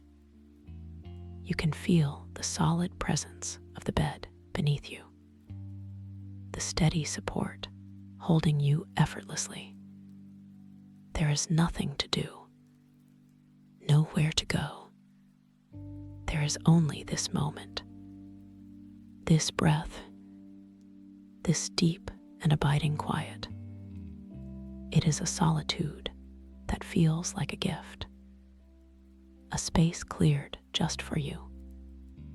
Let the quiet settle around you. Like warmth, this feeling of being peacefully, utterly alone, truly present in your own space, is the entrance to the memory, a key turning in a quiet lock. The memory does not begin with stillness, but with its opposite. It begins in a blur of confusion, a world of hurried, muffled sound and indistinct movement. The great retreat had begun. But for Michael, it was not a clear event with a name. It was a sensory storm. It was the frantic jangle of harnesses, the urgent low shouts of officers that were immediately swallowed by the dense, sound-dampening walls of the forest. It was the sight of other wagons lurching and hurrying past on the narrow track, their movements a chaotic dance in the dappled shifting light beneath the canopy of pine. His own wagon, with its carefully mended wheel, could not keep such a desperate pace. The repair was strong, a testament to his skill, but it was not made for this panicked haste on a rough, root-snarled path. The wagon protested with groans and lurches, and Michael had to hold the horses to a slow, steady walk to keep the wheel from shattering completely. He and his small team of animals became an island of deliberate slowness in a river of frantic motion. The main column flowed around them and then past them, the sounds of their passage gradually thinning, like a receding tide pulling away from the shore, leaving him further and further behind. You don't need to hold the memory sharply. Let it blur softly at the edges. It's not about remembering perfectly. It's about feeling the warmth of it. He did not feel fear, only a focused concentration on the task at hand. Protecting the wheel, calming the horses. Then, the last of the sounds ahead of him faded. The final distant shout was absorbed by the trees. The last creak of a faraway wagon was lost to the rustle of the leaves. And then there was nothing. A new silence, vast and profound, descended upon the forest. It was a silence so deep it felt like a physical presence, a soft weight pressing in from all sides. Michael pulled gently on the reins, and Little Gray and the others came to a grateful stop. Their warm breath plumed in the cool air. He listened. There was only the sound of the horses breathing, the faint creak of cooling leather, and the slow drip of moisture from a pine bough onto the damp earth. He was alone, utterly, completely alone. The war, which had been the entire world just moments before, a deafening, inescapable, all-consuming reality, seemed to have vanished, swallowed without a trace by the ancient, indifferent woods. It was as if it had never been. This memory of sudden, profound solitude does not bring a chill. Instead, it brings a feeling of release that echoes in your own body now. You feel your own muscles softening, letting go of a tension you didn't even know you were holding. That feeling of release was what Michael felt then. The relentless pressure of the march, the constant, unspoken tension that hummed between the men, the weight of the uniform and the purpose it demanded. It all dissolved into the clean, pine-scented air. He felt his shoulders, which had been hunched for weeks, finally drop. He took a breath, a deep, conscious breath that seemed to be his first in a lifetime. It filled his lungs with the rich, earthy scent of pine resin and damp soil. In that moment, he was not a soldier in the Tsar's army. He was not part of a supply column in a vast, failing invasion. He was just Michael, a carpenter who understood the patient silence of wood, a man standing with his horses, surrounded by trees. It was a solitude that felt like a homecoming, a return to a self he had almost forgotten. The deep peace of that forest, the comfort of that unexpected solitude, merges with the quiet of your room. The memory of being lost was transformed into a memory of being found by silence, of discovering a sanctuary, not in a place, but in a state of being. That same quiet sanctuary is here with you now. As Michael stood there, listening to the gentle sounds of the forest waking up around him, he felt the noise of the world finally fade away. The great green silence of the woods was all that was left. And in that quiet, a new sense of possibility began to stir. A gentle curiosity about the path ahead. The quiet sense of possibility has found its echo here, in your own still room. It is a feeling not of seeking, but of simple openness, an awareness of the space around you, and a gentle readiness for whatever comes next. This feeling guides your hand as you reach out in the soft darkness, your fingers finding the familiar smooth curve of a simple wooden bowl you keep on the shelf. You lift it, and its form settles into your palms, a perfect, unassuming weight. It is a humble object, beautifully plain, and as you hold it, that same quiet curiosity deepens, inviting you to explore not a path through the woods, but a path into feeling. You bring the bowl closer, letting it rest in your hands. The wood is cool at first, but it quickly begins to absorb the warmth from your skin. You can feel the almost imperceptible texture of the grain, a silent story of the tree it came from.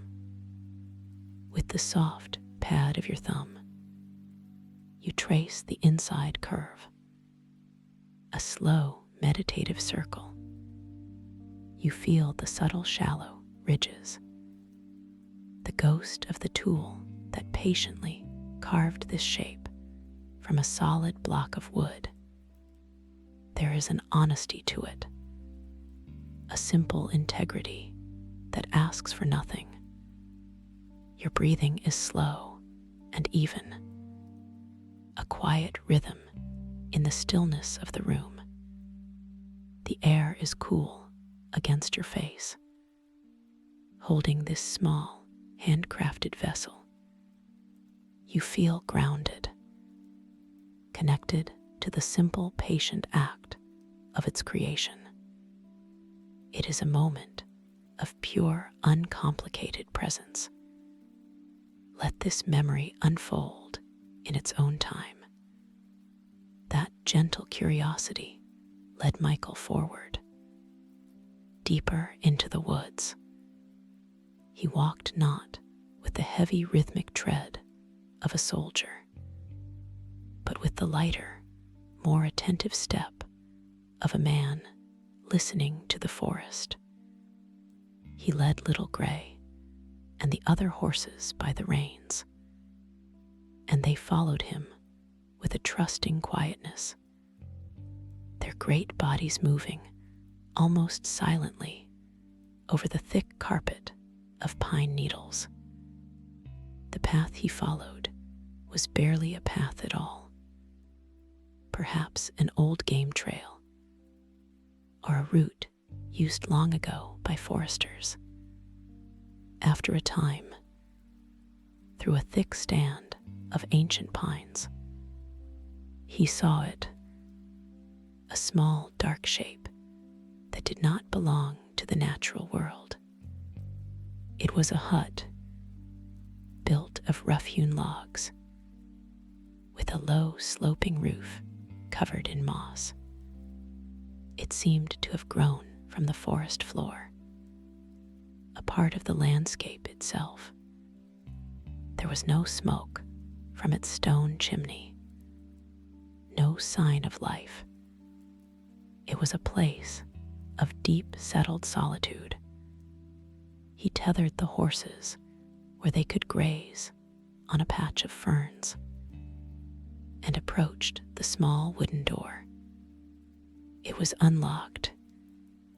You don't need to hold the memory sharply. Let it blur softly at the edges. It's not about remembering perfectly. It's about feeling the warmth of it. He pushed the door open, and it swung inward with a soft groan of wood on wood. The air inside was cool and still, thick with the scent of old dry timber, cold ashes, and something faintly herbal, like dried leaves. A single shaft of dusty light fell from a small window, illuminating a simple, sturdy table and a single stool. And there, in the center of the table, sat a wooden bowl. It was almost identical to the one you hold now.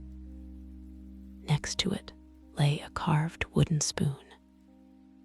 They were the only objects on the table, the silent testament to a life lived here.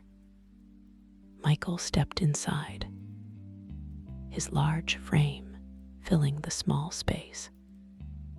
He reached out and picked up the bowl.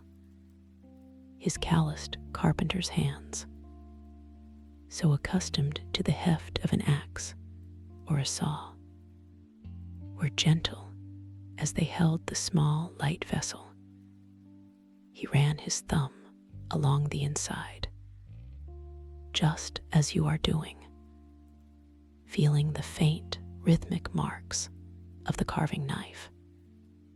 He could see the skill in it, the patient hours spent turning and shaping the wood until it was perfectly balanced, perfectly smooth. He could feel the care of the unknown maker, a German forester, perhaps, who lived a life as quiet and steady as the trees around him. In that moment, holding the simple bowl, Michael felt a profound and silent kinship with this invisible stranger. He was not an enemy.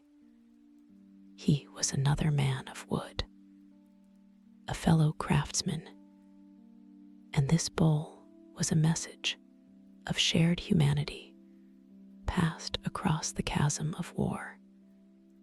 This feeling of quiet connection, of a silent conversation between two makers, travels from the memory and settles into your own hands.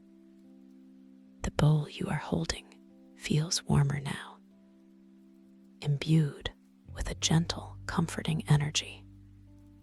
The deep peace of that forester's hut, a sanctuary from a forgotten war, merges with the peaceful quiet of your own room.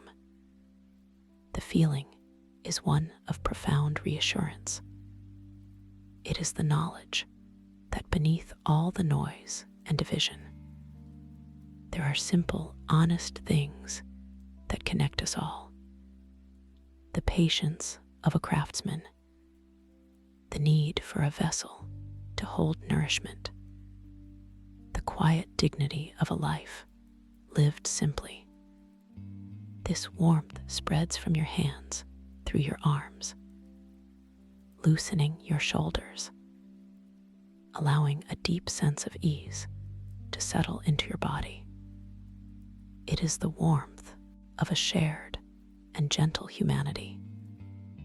Michael stood there for a long moment, holding the bowl, letting the deep silence of the hut and the forest outside wash over him. peace he felt was so complete, so absolute, it seemed to be the only real thing in the world. He gently placed the bowl back on the table, exactly where he had found it, a gesture of respect for the quiet space he had entered. As his eyes adjusted further to the dim light, his gaze drifted from the table to a small set of shelves built against the far wall. There, nestled between some neatly stacked kindling and a tin box, he saw it, a dark round loaf of country bread and a small clay jar, its top sealed with wax. The quiet promise of simple sustenance lingered in the still air. That quiet promise of simple sustenance finds its echo here. Now, in the gentle quiet of your own space, it is a feeling that rises not from hunger, but from a deeper need for comfort, for a simple and honest nourishment of the spirit. This feeling guides your hands as you begin a quiet ritual. From the toaster, a slice of bread emerges, warm and golden, releasing a gentle cloud of steam that carries the comforting scent of baked grain into the air. You place it on a small plate, its surface a landscape of tiny hills and valleys, crisp and inviting. Beside it sits a jar of honey. You lift it, and it feels heavy and substantial in your hand. Through the clear glass, you can see the thick amber liquid, a treasure of captured sunlight and 1,000 summer flowers. You unscrew the lid, and the scent that rises is immediate and rich, a sweet floral perfume that speaks of clover fields and warm afternoons. You take a small knife and dip it into the jar. The honey resists at first, thick and slow, then yields, clinging to the blade in a heavy golden ribbon. You guide the knife over the warm surface of the toast. The heat from the bread softens the honey instantly, and you watch it transform, melting from a thick paste into a shimmering, translucent glaze. It pools in the tiny craters of the toast, catching the soft light of the room like liquid jewels. The simple, patient act of preparing this food is a meditation in itself. Your breathing is slow and even. The warmth from the toast radiates upwards, a gentle heat you can feel on your palms. It is a moment of pure, uncomplicated care. You are allowed to simply receive this moment. This feeling of simple, profound nourishment is the thread that pulls you back into the memory, back to that small, quiet haven in the vast forest. Michael reached for the items on the shelf with a sense of reverence. He took the dark, round loaf of country bread in one hand. It was heavier than it looked, dense and hard from time, its crust like the bark of a tree. In his other hand, he lifted the small clay jar. It was cool to the touch, and he could feel the slight grain of the fired earth beneath his fingertips. He carefully broke the wax seal with his thumb. The small cracking sounded startlingly loud in the deep silence of the hut. The crystallized honey inside was opaque, a pale, creamy gold, its sweetness held in a thick, granular suspension. He set them both down on the sturdy wooden table, next to the forester's empty bowl. He looked at them for a long moment. Bread and honey, the most ancient and simple of foods. A sacrament. You don't need to hold the memory sharply. Let it blur softly at the edges. It's not about remembering perfectly. It's about feeling the warmth of it. With his large hands, he broke the loaf.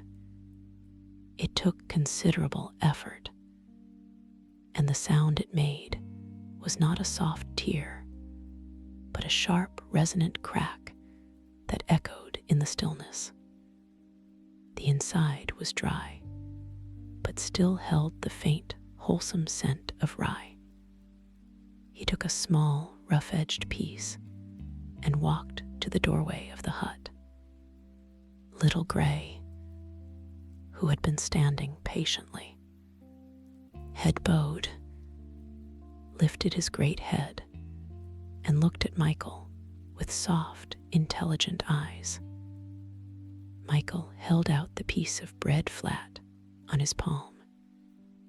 The horse extended his neck, his velvety muzzle twitching as he took in the scent. Then, with an incredible gentleness, the horse's soft, whiskered lips lipped the bread from his hand.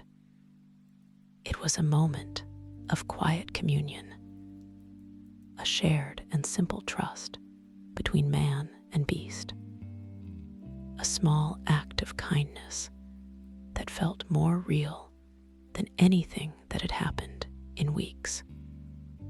Returning to the table, Michael took a piece of the hard bread for himself. He used the forester's wooden spoon to scoop a small dollop of the crystallized honey. It was thick and dense.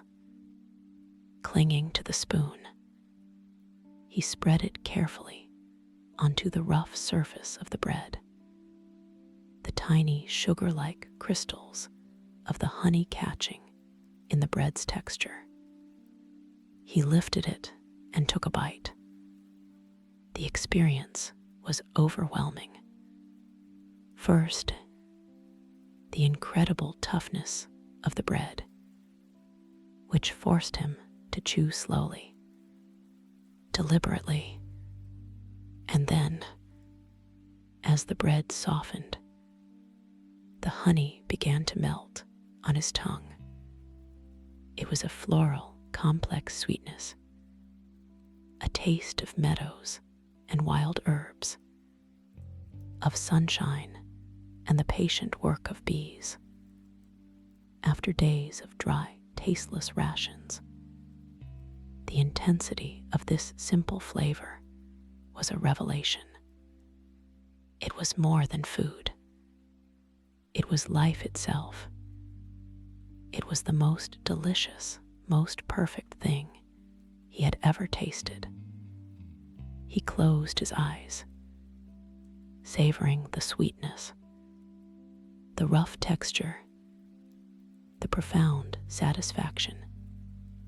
Here, in this hidden sanctuary, sheltered from the noise and chaos of the world, he was simply a man, eating bread and honey. He was safe. He was fed, and a deep, unshakable peace settled into his very bones. That feeling of profound peace, of a simple truth tasted on the tongue, unravels from the memory and merges with your own present moment. You lift the toast to your lips and take a bite. The slight crunch gives way to a soft warmth, and then the pure, clean sweetness of the honey floods your mouth. It is a simple, immediate pleasure, yet it resonates with the depth of Michael's experience. The warmth of the food spreads through you, a comforting, grounding sensation. In that quiet hut, Michael understood with a sudden piercing clarity that this taste, this safety, this quiet was the only reality that mattered. The grand designs of armies, the lines on maps, the shouted orders, they were all a temporary fever, a noisy illusion. The truth was in the grain that grew from the earth, the sweetness gathered from flowers, the simple, undeniable act of giving and receiving sustenance. It was a truth a carpenter could understand, a truth built of tangible, honest things. You swallow, and the sweet taste lingers, a gentle coating on your tongue, a soft echo of that profound contentment. The feeling that remains is not one of fullness from a meal, but a deeper kind of nourishment, a quiet reassurance that settles in your chest and loosens the muscles in your shoulders. It is the peace that comes from recognizing the beauty in the simplest gifts. And as you rest here in the quiet, the gentle sweetness lingers, a quiet promise resting on your tongue. The gentle sweetness from the honey still lingers, a quiet promise resting on your tongue, a soft echo of a profound contentment. The feeling is not one of fullness, but of a deeper kind of nourishment, a quiet reassurance that has settled in your chest and loosened the muscles in your shoulders. Your gaze drifts across the room, softened by the low light, and comes to rest on the mantelpiece. There sits a small wooden box, its surface carved with the delicate patterns of leaves and vines, worn smooth by the touch of many years. Your movement is slow, unhurried, as you rise and walk towards it. The floorboards are cool beneath your feet. You reach out, your fingertips tracing the familiar grooves of the carving before lifting the lid. Inside, nestled on a bed of faded velvet, is a single familiar object. You reach in and your hand closes around it.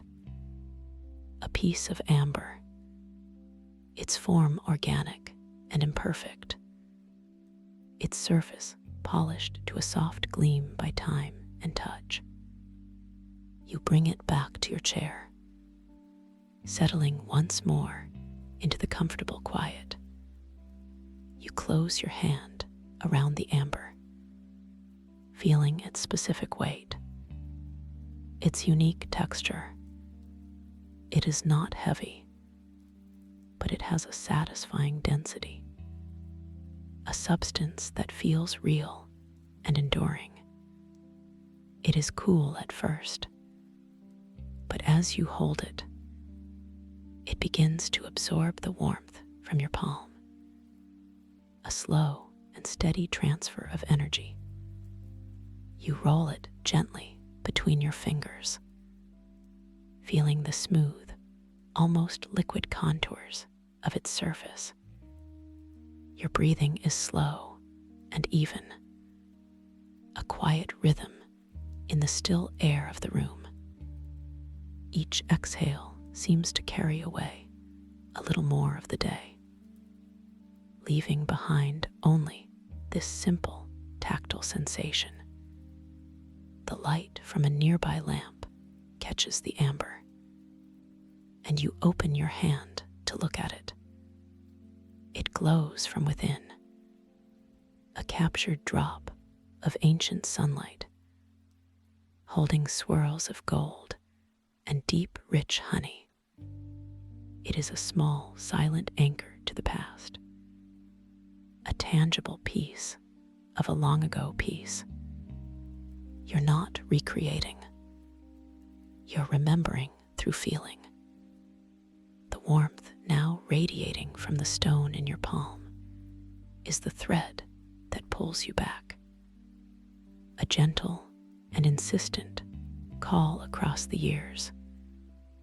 The sensation brings forth the final, most resonant memory. It is the morning after the bread and honey.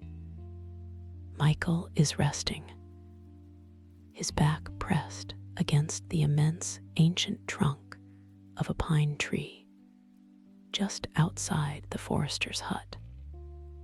The rough patterned bark is a familiar comfort, a solid presence in a world that had felt so uncertain. The sun is rising, a slow golden ascent over the tops of the trees. Its first rays slant through the high branches, turning the millions of pine needles into shimmering points of light, painting the forest in hues of impossible warmth and hope. The air is crisp and clean after the night's rain, carrying the sharp, resinous scent of pine and the damp, loamy smell of the forest floor. He feels safe, profoundly rested. A deep healing sleep has washed away weeks of bone-deep fatigue, leaving him feeling clear and calm. He does not know what the future holds, where the armies have gone, or if he will ever see his home again. And in the quiet of this golden morning, he accepts this not knowing. It is not a surrender to fear, but a release into peace. As he shifts his position slightly, his boot nudges something on the ground. He looks down and sees a small, hardened lump of pine resin, a tear of amber shed by the great tree long ago, glinting softly in the nascent light. He reaches down and picks it up. Its surface is surprisingly warm from the new sun, a small, perfect jewel of the forest, fitting perfectly in the curve of his palm. You don't need to hold the memory sharply. Let it blur softly at the edges. It's not about remembering perfectly. It's about feeling the warmth of it. The memory focuses with a gentle intensity on his decision, a conscious, deliberate act of preservation. He looks at the small piece of amber, its color so like the honey from the night before, its light like the morning sun filtering through the trees. He knows, with a clarity that cuts through all the noise and uncertainty, that this is what is real. He takes out his handkerchief, a worn, familiar square of cloth. and carefully wraps the piece of amber in it, folding the corners in to create a small, soft packet. He tucks it away deep in his pocket. A secret treasure, a tangible anchor. He decides, in that quiet moment, that this would be the memory he would keep. Not the endless marching, not the gnawing fear, not the shouted orders or the rumble of distant guns. He would keep this, the golden light, the clean scent of the pines, the sharp, surprising taste of the wild apple, the profound sweetness of honey on rough bread, and the comforting feel of this smooth, warm amber in his hand. These small, precious moments of beauty and peace would be his lasting truth. That warmth from the sun-drenched resin in Michael's hand travels through the memory and becomes the very warmth you feel now. In your own palm, the gentle heat seems to spread from your skin, up your arm, and into your chest, a physical echo of that profound sense of peace. You look down at the object resting in your open hand. It is not just like the piece of amber from the memory. It is the amber. Its golden depths hold the light of this room, just as they once held the light of that long ago forest morning. The memory and the present merge completely, the chasm of years dissolving into a single unified moment. You are the old man, Michael, sitting here in your quiet chair, holding the very same piece of resin you saved all those years ago. It is a fragment of a life lived, a memory made solid. The past and present have resolved into this single, gentle sensation. The amber in your palm is a small, smooth weight, an echo of a distant forest, a testament to a moment of perfect peace preserved against the tide of time. The weight of it is an anchor, grounding you here, in this quiet, in this comfort. There is nothing left to do, nothing left to hold on to, except this feeling of deep and easy rest. Let the weight in your palm be the gentle weight of your own body, sinking softly into the surface that holds you. Let the warmth be the warmth of oncoming sleep. The story is over. The memories are safe. You can let go now. Let the quiet carry you. Let your breath guide you down into the deep and peaceful dark. Rest now. Just rest